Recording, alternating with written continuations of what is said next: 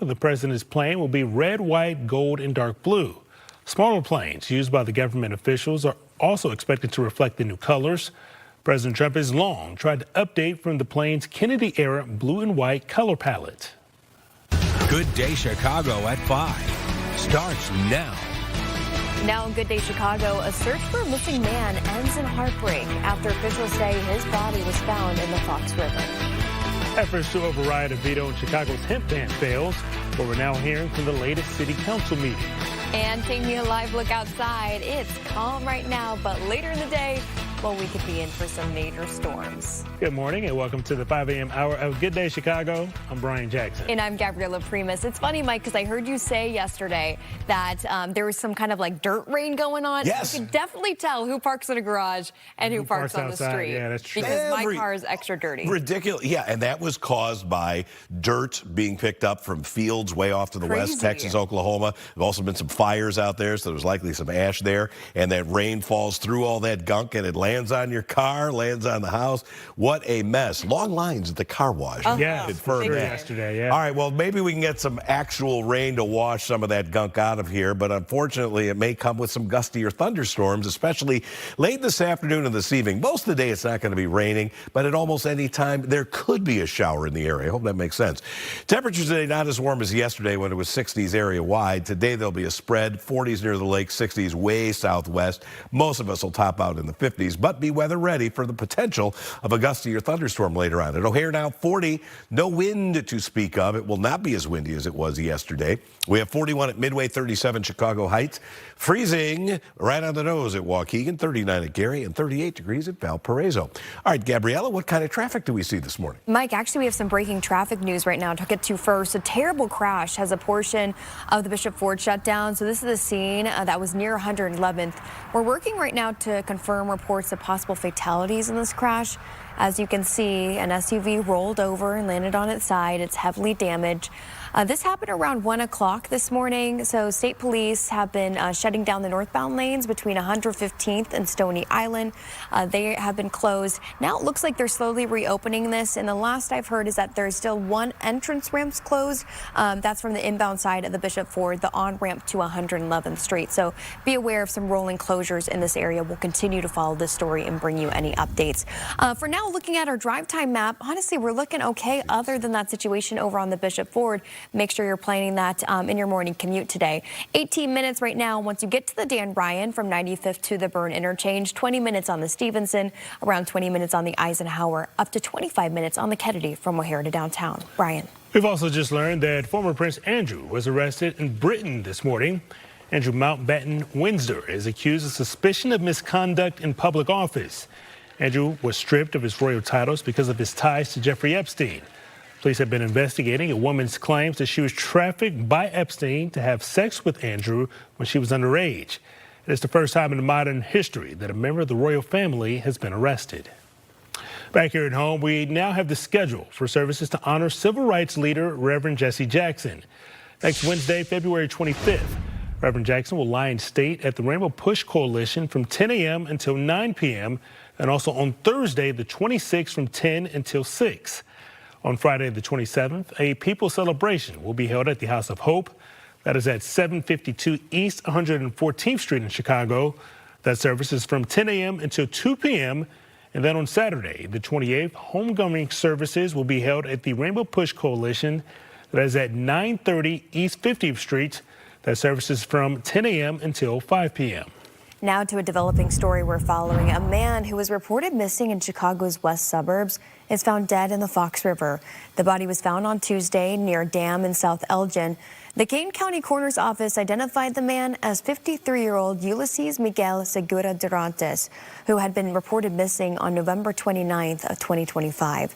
The coroner says the preliminary cause of death was drowning. No word yet on the toxicology results.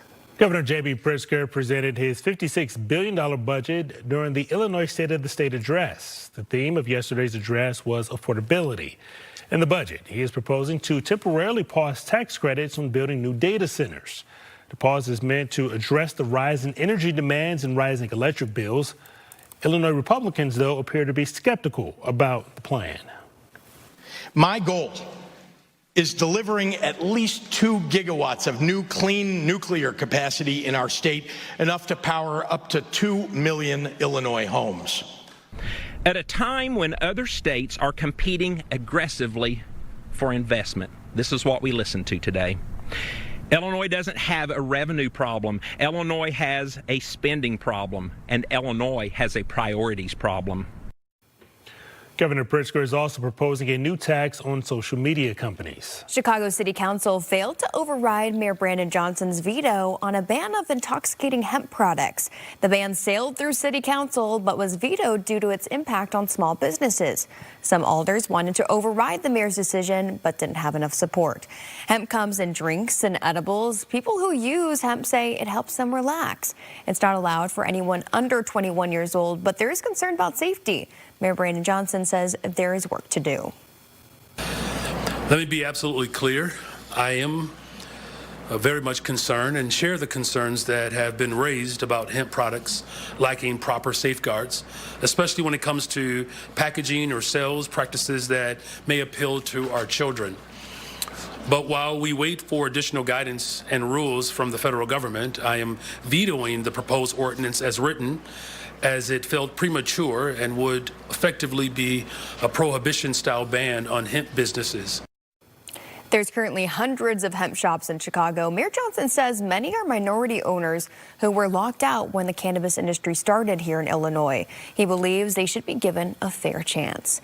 5:06, switching gears to a national story. With the search for Nancy Guthrie and her alleged kidnappers lasting for nearly 3 weeks now, officials are asking the public to remain vigilant. Right now, the focus is on the items. That person who was captured on surveillance footage outside of Nancy's home.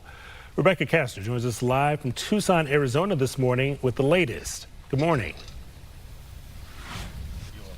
Good morning, and Brian and Gabriella. 19 days into this frustrating investigation, the FBI is analyzing a new ransom note, and the reward for information leading to the return of Nancy Guthrie has climbed.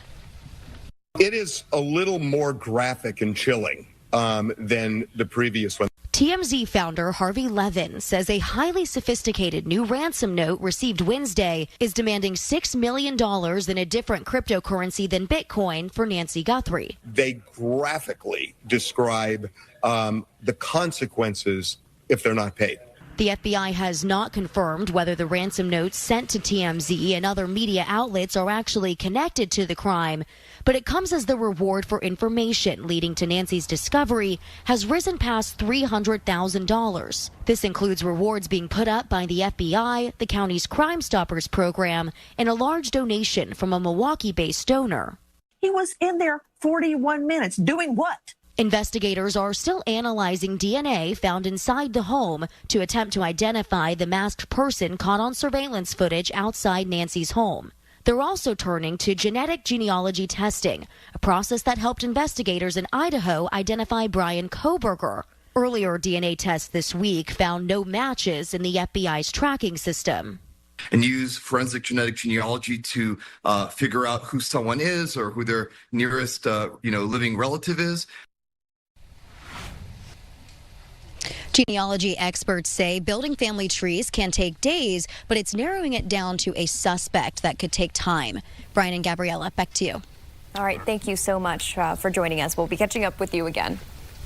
All right, time is now 5:08 now. Fighting Illini men's hoops taking care of business against USC last night. Mike Kaplan joins us now. Mike, there's not many games left before that Big Ten tournament.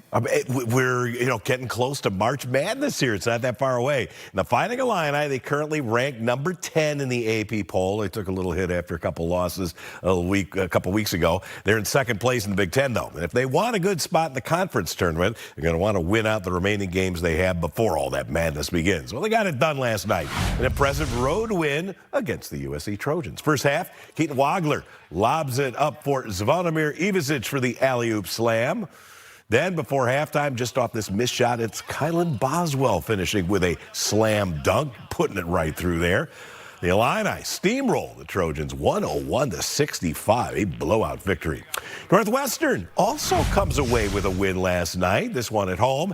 Angelo Cheravino gets the pass, finishes the slam. Northwestern, though, down at 6 when Jordan Clayton is going to drain this one. Nothing but twine there. About 3 minutes later, yeah, he likes that spot, doesn't he?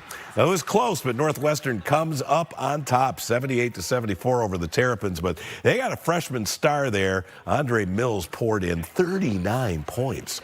DePaul, they got a big win over Seton Hall. First half, tied at 21. Brandon Macklin going to lob it to N.J. Benson. That's an alley-oop.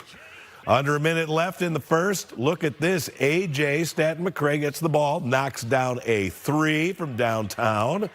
How about that? Late in the second half, it's C.J. Gunn. He's going to get the ball, and he's going to take a deep three-pointer, and it's good. DePaul goes on to win by 12, 69-57. Impressive. Their first road win in the Big East this entire season. All right, let's look at today's sports schedule. We got the Bulls back home. They will be hosting the Toronto Raptors at 7 p.m. at the UC. And in women's college hoops, it'll be Notre Dame taking on the Demon Deacons of Wake Forest at 5 p.m. A little bit of an earlier start there. Okay, we've got a little bit of weather on the way. You see mostly cloudy skies over the city currently. Yesterday was just spectacular. Yeah, it was windy, exceptionally dry. Pointed this out during my Facebook Live report yesterday afternoon. We had some locations with relative humidity like desert levels, 14, 15%. You just rarely see that this time of year. Currently 40. It is calm wind-wise, so those have died down. Yesterday was so blustery, wasn't it? But I'll take that. We've dropped to 28 degrees, though, at Sugar Grove. It's 37 at Joliet, Chicago Heights, 40 at O'Hare, close to 40 at Gary and Merrillville, and there are just a few isolated showers here or there. But look at the temperature difference. In a few spots, we've dropped more than 20 degrees compared with 5 a.m. yesterday. Aurora, LaSalle, Peru, and DeKalb being among those spots, along with Waukegan. Today, there's going to be a big temperature spread across the area, probably staying in the upper 40s near the lake. You get into LaSalle, maybe Grundy County, you could top out around 60. Showers for the most part now are way east of Chicagoland. There are a couple of sprinkles showing up in eastern Kankakee County. We even had a couple of light showers showing up in Cook County this morning. But I'm more concerned about what could happen later in the afternoon. This is not a lock. Greater risk of a severe thunderstorm in yellow. Our area, it is the level 1 marginal risk of a severe thunderstorm. And this makes it all the way up to I-90. There's a possibility of maybe some hail or a gusty wind in these, but not everybody's going to get in on it. It doesn't look like a widespread event, and our computer model shows this. Morning, early afternoon, things are pretty quiet, but then you start to see a little more yellow popping up. That's 8 p.m. Those showers and thunderstorms are going to race out of here so that by about 10, 11 o'clock, they're gone. And then tomorrow, Brian, you don't want to look at this. You were cringing before. That's a chance for a little bit of light snow coming in here tomorrow morning. Back to you. Well, coming up on Good Day, President Donald Trump is trying to lay some groundwork for the midterm elections. What we're hearing out of Washington, D.C. when we come back.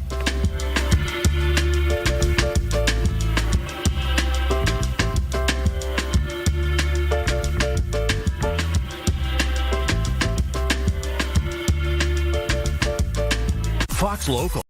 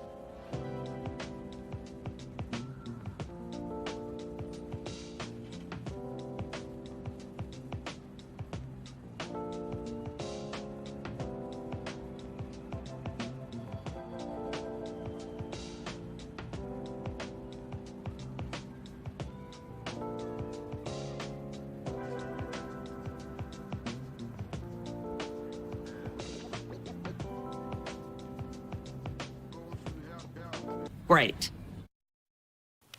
We're following some breaking traffic news this morning. A terrible crash causing issues on the Bishop Ford. This was the scene at 111th. Now we're working to confirm reports of possible fatalities in this crash. But as you can see, SUV rolled over and landed on its side. It's heavily damaged. This happened around 1 o'clock this morning. Right now, the Bishop Ford inbound ramp from 111th Street is closed. We will continue to follow the story and bring you any updates. Also breaking this morning, former Prince Andrew was arrested in Britain this morning. Andrew Mountbatten Windsor is accused of suspicion of misconduct in public office. Andrew was stripped of his royal titles because of his ties to Jeffrey Epstein. Police were investigating a woman's claims that she was trafficked by Epstein to have sex with Andrew when she was underage. Well, we now have the schedule for services to honor civil rights leader Reverend Jesse Jackson. Next Wednesday, the 25th, Reverend Jackson will lie in state at the Rainbow Push Coalition from 10 a.m. to 9 p.m. and also on Thursday, the 26th, from 10 until 6. On Friday, the 27th, a people's celebration will be held at the House of Hope. That is at 752 East 114th Street in Chicago. The service is from 10 a.m. until 2 p.m. And on Saturday, the 28th, homegoing services will be held at the Rainbow Push Coalition that is located at 930 East 50th Street. The service is from 10 a.m. until 5 p.m. All right, 5:16, we shift as President Trump shifts to campaign mode today, heading to Georgia in advance of next week's State of the Union address. Doug Lozada joins us live from Washington, D.C. this morning. So, Doug, what does President Trump have planned for the midterm elections? Well, the president's been making these stops. The White House says these are going to be weekly appearances where the president kind of goes out into the country, goes to some critical states where there are going to be some important races coming up in the midterm elections. And he's going to talk largely about domestic issues, the economy, the kinds of bread and butter issues that get people to show up at the polls. So the difference with this appearance today in Georgia may be simply its proximity to next week's State of the Union address. So we're likely to hear a preview of the kind of themes that the president will bring up in the State of the Union next week. The White House is being pretty mindful about how they're going about doing this. They just had a strategy meeting recently to talk about how they're going to handle these midterm elections because so much is at stake. There's always a lot at stake in midterms, but because the tolerances in Congress are so tight right now, Republicans, based on historical standards, are likely to lose control of one or both houses of Congress. They're trying to prevent that and kind of, buck that tide of history and hope for, if not just breaking even, perhaps some wins as well. But that's going to be an uphill climb for the GOP. All right, Doug, talking a little bit more about what's going to be, mentioned as we look forward to these midterm elections. We know Trump is going to say one thing about the economy, but what are Democrats expected to say about the economy? Well, Democrats will argue that prices are too high, that inflation is still above what the Fed would like to see. And, that is true. Inflation is lower than it was just a few years ago, but it is still a little bit higher than the Fed would like to see. On the other hand, the president will point out that energy prices are down, gas prices are down, that kind of thing. So, you look at prices across the board, we are still experiencing inflation. It's dialed back considerably from where it was, but it's still a little bit higher than a lot of economists would like to see. And Doug, do we expect President Trump to address the funding shutdown for the Department of Homeland Security anytime soon? Well, just to kind of give the explainer on that, we're I think, tomorrow night would be beginning the second week of this shutdown. This has been going on for a little while. We haven't really seen much of an impact as far as consumers stand or, travelers, TSA workers are still manning their posts, that kind of thing. But if this goes much longer, people are going to start feeling an impact from all of this. And then it's a question of who gets the blame, which party gets the blame for the shutdown. And the president is certainly going to say, and he's already said, that Democrats are at fault if this thing continues. All right, that is our Doug Lozada reporting live from Washington this morning. Thanks so much, Doug. Thank you. Thank you, Doug. 5:19 now. Facebook founder Mark Zuckerberg spent Wednesday getting grilled over whether his company created platforms to be purposefully addicted to young users. Zuckerberg was seen leaving a Los Angeles courthouse. His testimony comes after a 20-year-old woman who was an Instagram user claimed being addicted to social media at a young age led her towards depression and suicidal thoughts. Zuckerberg has denied the platforms are intentionally designed to make people addicted. Two Democratic primary candidates running for the Cook County assessor sparred over their approach to dealing with property taxes and campaign contributions all during the Chicago report debate. It was between Fritz Kagi and Pat Hines. Take a listen to what they had to say. I think it's unfair and it shouldn't have happened, and I'm concerned. The reason why is my assessments, if they'd not been changed, homeowners would have had less share of the burden, and in 2/3 of our neighborhoods in Chicago, bills would have been flat or down. But in a pattern that's continued from past years in the suburbs, big commercial properties got cuts at the Cook County Board of Review Commissioners. Every single cut and break that those commercial properties get passed on to our homeowners. And it has a number. It added $700. Well, number one, we would clean up the underlying data used to produce the assessment. So right now, the data that's used to produce the assessment creates an unjust result. And so the garbage data that the county assessor has that they're putting through their modeling does not produce a credible result on the other side. Taxpayers know this. They're very frustrated with the results that are coming out of the office, the tax bills that they receive. They don't have any faith that that represents a fair and equitable distribution of the burden. And so it's very important that we have experience and competence to produce an assessment that taxpayers can have faith in. You can catch up on the first three Chicago report debates. The Senate Democrats, Toni Preckwinkle and her challenger, Brendan Riley, which got a little bit heated. Cook County Assessor Fritz Kagi and his challenger, Pat Hines, who you just heard from. Those are all streaming right now on Fox Local. You can also watch them on YouTube and Spotify. You can find all of our election coverage at fox32chicago.com/election. And then make sure to tune in Tuesday to watch the Republican candidates for governor square off. Ted Dabrowski, James Mendrick, and Rick Heidner. And then on Wednesday, a two-part debate featuring 6 Democrats all running for the 9th District congressional seat. And of course, you can send us your questions to parisonpolitics@fox.com. 522, I really do suggest that you go back on Fox Local and rewatch some of those debates because they were quite interesting, especially last night when we know so much lies on the assessor's office. All right, Mike Kaplan, you have a look at our weather. We're expecting some storms later today. Yeah, it's February, and we're talking about thunderstorms, right? Interesting note, we have had less than 1 inch of snow so far this month, 0.9 technically at O'Hare. For an entire February, we usually get 10.7. Wow. So we need 10 inches of snow, right? Just to make it. No, you don't want that? Don't even we put get it out there. We're good. We get the 2, we're good. Don't even put it out there. I do not see 10 inches of snow in the future here before the month ends, but I do see some snow getting in here, maybe tomorrow right around this time. Today, we have mostly cloudy skies out there right now. Been a couple of showers around. There were even a few rumbles of thunder that went through southern Newton and Jasper County earlier this morning. But right now, other than a spotty shower here or there, things are pretty quiet. We will see a mixture of clouds and sun today. Winds, though, we're going to be coming out of the southeast, which will make it cooler by the lakefront. If there's a prime time for a stronger thunderstorm to come through our area, I'm going very late afternoon into the evening hours. This may end by 10 o'clock as this storm system zips on to the north. But in the wake of the rain, look what's coming down here on the backside of this thing. That's some snow showers tomorrow. In fact, there are even winter weather advisories in parts of southwestern Wisconsin. They will get more snow than we see here, but it may be enough to whiten the ground tomorrow morning in a few spots, with temperatures plummeting from a midnight high in the 40s down into the 30s. The next storm system is going to miss us to the south, but it will be chillier here over the weekend. We're talking about highs from really Friday afternoon, Saturday, Sunday, and Monday. We're going to be kind of stuck in the 30s for maximum temperatures.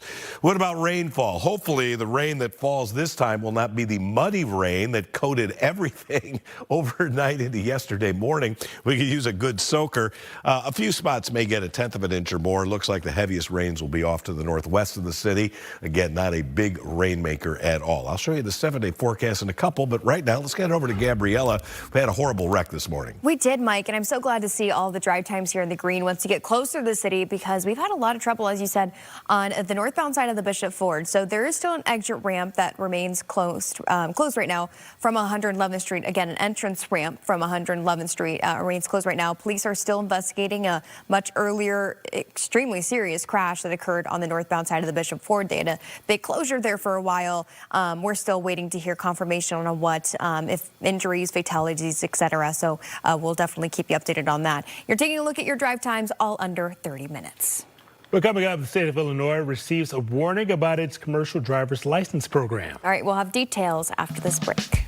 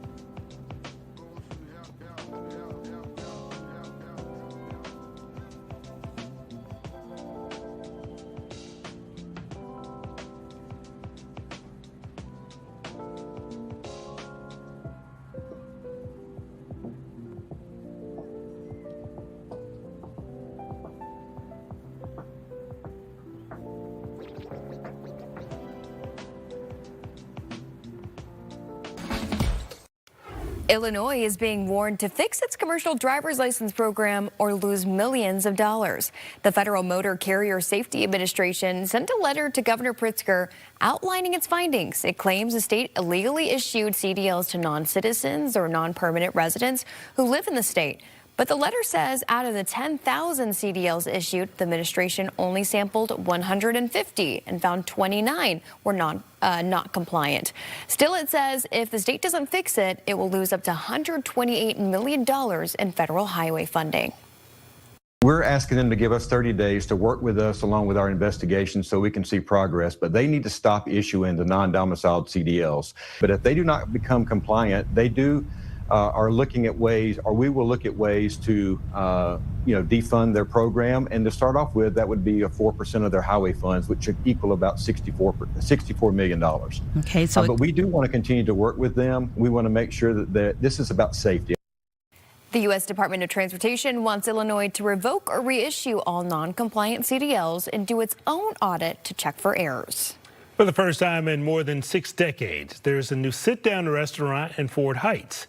This week, local chain S2 Grills opened up at 801 East Lincoln Highway. They offer a comfort food classic and some globally inspired dishes.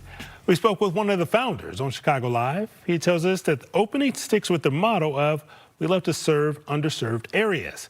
But he says some people did try to talk them out of opening in Fort Heights. They didn't think that the community or the neighborhood we would be able to sustain, but we're out to prove them differently. And so far, we've got a great response from the residents. Even when we were doing construction, the residents were stopping by every day, thanking us so much, and can't wait till we get open. So it's no doubt in my mind that we will thrive there and do well. This is now the 10th restaurant the owners have opened in the Chicago area since 2017. Awesome. All right, 5:30 now. Mike Kaplan, I know that we're going to have Jake Hamilton, I believe, down over at S2. So maybe we can get an inside look at what some of the dishes are going to be looking like. Very nice. I look forward to that. We have a little bit of rain in a couple of spots. In fact, the rain area, if you watched my last hit, I showed you a couple of showers in eastern Kankakee County. That has now moved to the northeast. So why don't we look at the radar? First of all, there's a lot of stuff on this radar view that is not actual rain. The radar beam bounces off of all kinds of things, including wind farms, believe it or not. But where you see the green that is on the move, that's bona fide rain shower activity. I'm going to pause this here at the end. And why don't we inspect a couple of spots? Let's go here south of I-80 from roughly Valparaiso, west here on 30, US 30, smoking US 30 drag strip, near Crown Point, towards Crete and Monee. You got a couple of showers there. And there are also a few light showers just off the lakefront there in the city. Most of us are missing out on the rain right now, but it's just a question of time before you're likely to encounter some rain. So be ready for a shower at some point today, especially this afternoon and tonight. These are the current temperatures: 36 at Chicago Heights, 39 at Maryville. So where it's raining, it's kind of chilly. 38 at Valparaiso, 40 though at O'Hare, freezing on the nose at Waukegan. Today, there's a chance that some of the thunderstorms could get strong here late this afternoon into the evening hours. I'll put 55 up as kind of the average for the high today. It'll be cooler at the lakefront, a little warmer southwest of town. Then tonight, you got showers and thunderstorms into the early evening hours, ending by about 10 o'clock, zipping into Wisconsin. Will eventually drop down to 32, but at midnight, it'll be 44. That's why we're going to go for a high of 44. Look at that. Snow tomorrow morning. Light stuff coming down, maybe enough to whiten the ground. It'll be seasonably cold Saturday, Sunday, Monday before the next warm-up. 42 Tuesday and 45 degrees on Wednesday. Thanks, Mike. All right, time now 5:32. Make sure to stick around. We'll have more news, weather, and traffic on Good Day on the way.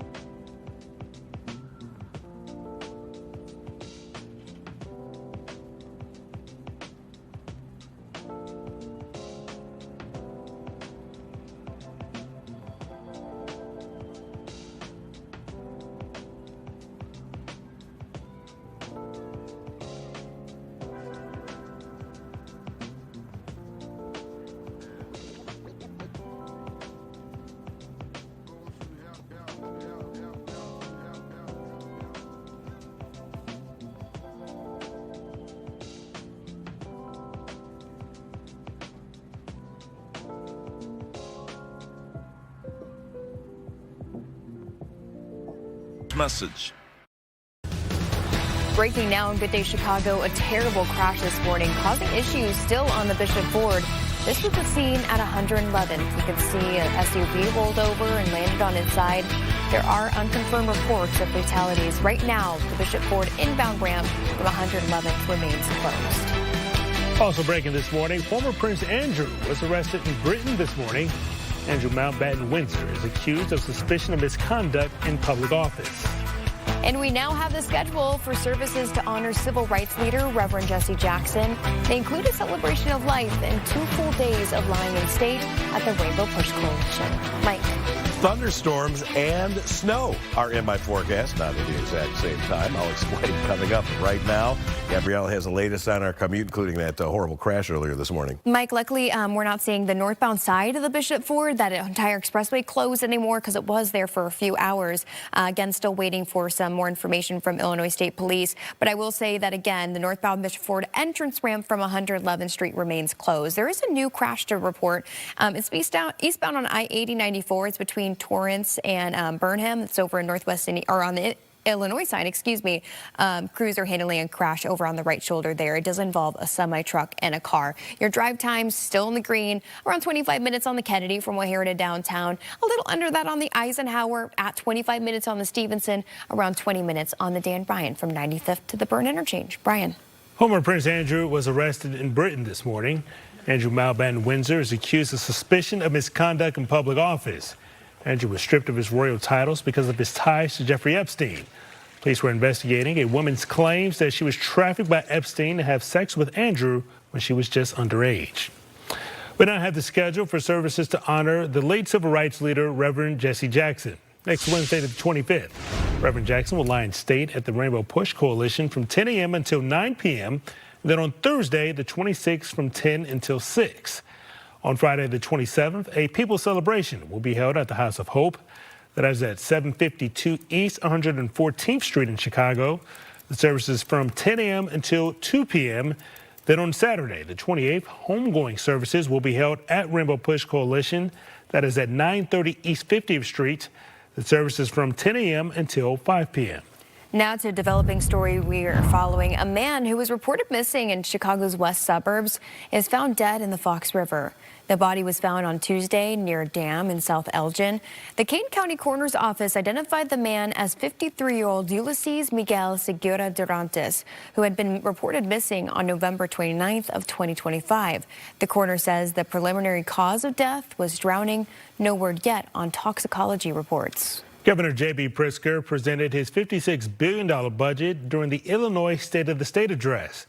The theme of this year's address was affordability. In the budget, the governor is proposing to temporarily pause tax credits used to build new data centers. The pause on tax credits is to address the rise in energy demands and rising electric bills.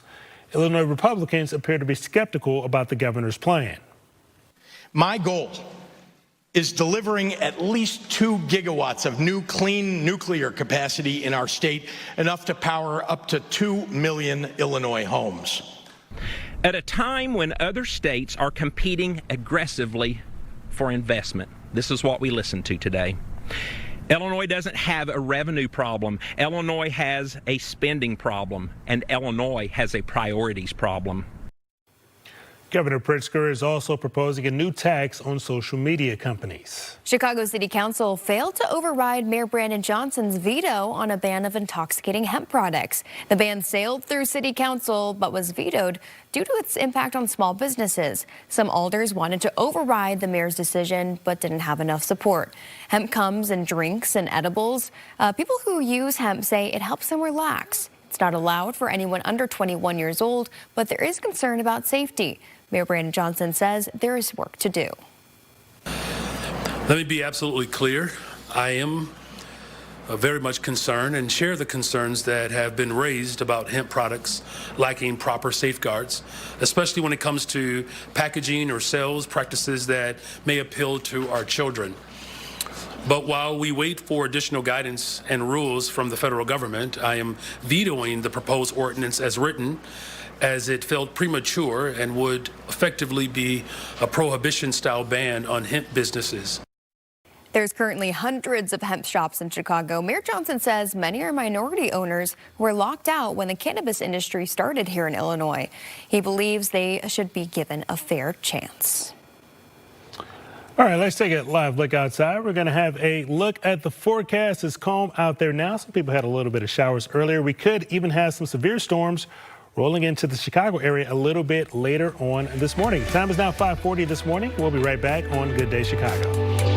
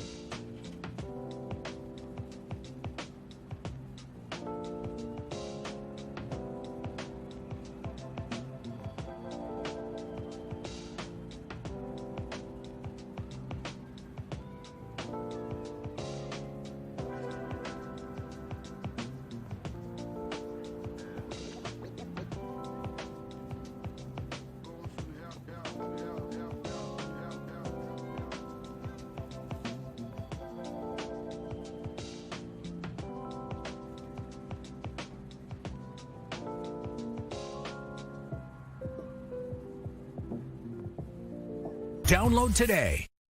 A man accused of killing his wife by throwing her down the stairs is expected to enter a plea today. Our Saquon is live with more on his court appearance. Good morning, Say. Hey, good morning to you guys. Adam Beckerink has been in the Cook County jail since being extradited from Michigan, where he was serving time for separate domestic violence charges. But today, he's set to appear in court and enter a plea in the murder charge against him.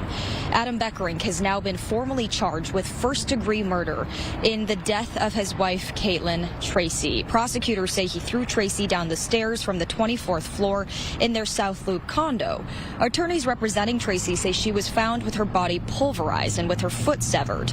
According to court filings by Caitlin Tracy's parents, in November of 2023, Tracy had obtained an order of protection against Beckerink in Cook County after multiple domestic battery reports were made to Chicago police. But Tracy eventually dropped that after Beckerink allegedly threatened to sue her for defamation. Now, before the murder charge was announced last October, Beckerink was sentenced in an abuse case in Michigan involving Tracy after pleading no contest. He was sentenced to 93 days in jail, which he has already served. Court records also show that in one incident at their shared Michigan home, Tracy allegedly had visible injuries and accused Beckerink of assault and theft. Well, today, Beckerink will have a chance to answer to those the formal charge that's been filed against him now. He's set to appear in court at around 9 o'clock this this morning. Back to you. All right, Say, thank you so much for this update. We know it's a big case. We'll be watching. Sure. Well, coming up, there's a new sit-down restaurant, and it's located in a local village that hasn't had one in decades. We'll have the details right after this short break.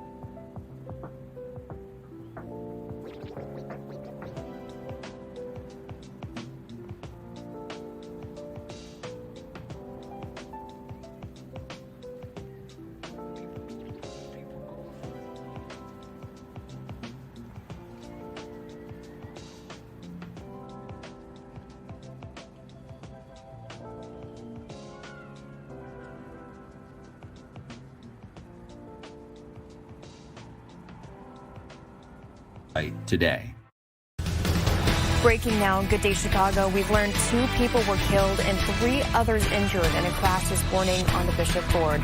This was the scene on the northbound side near 111th. As you can see, an SUV rolled over and landed on its side. Right now, the Bishop Ford inbound ramp from 111th Street remains closed. Former Prince Andrew was arrested in Britain this morning. Andrew Mountbatten Windsor is accused of suspicion of misconduct in public office. Andrew was stripped of his royal titles because of his ties to Jeffrey Epstein. Police have been investigating a woman's claim that she was trafficked by Epstein to have sex with Andrew when she was underage. And we now have the schedule for services to honor civil rights leader Reverend Jesse Jackson. They include a celebration of life and 2 full days of lying in state at Rainbow Push Coalition. Illinois is being warned to fix its commercial driver's license program or lose millions of dollars. The Federal Motor Carrier Safety Administration sent a letter to Governor Pritzker outlining its findings. It claims the state illegally issued CDLs to non-citizens or non-permanent residents who live in the state. But the letter says out of the 10,000 CDLs issued, the administration only sampled 150 and found 29 were not compliant. Still, it says if the state doesn't fix it, it will lose up to $128 million in federal highway funding. We're asking them to give us 30 days to work with us along with our investigation so we can see progress, but they need to stop issuing the non-domiciled CDLs. But if they do not become compliant, they are looking at ways, or we will look at ways to defund their program. And to start off with, that would be 4% of their highway funds, which should equal about $64 million. Okay, so but we do want to continue to work with them. We want to make sure that this is about safety. The U.S. Department of Transportation wants Illinois to revoke or reissue all non-compliant CDLs and do its own audit to check for errors. The city of Aurora is trying to help make buying a home a little bit easier. The city just launched a home buyer assistance program. It's offering up to $20,000 and a 0% interest deferred loan. You also can get up to a $5,000 closing grant and $2,000 for repairs. The program is available for anyone who is at or below 120% of the area's median income.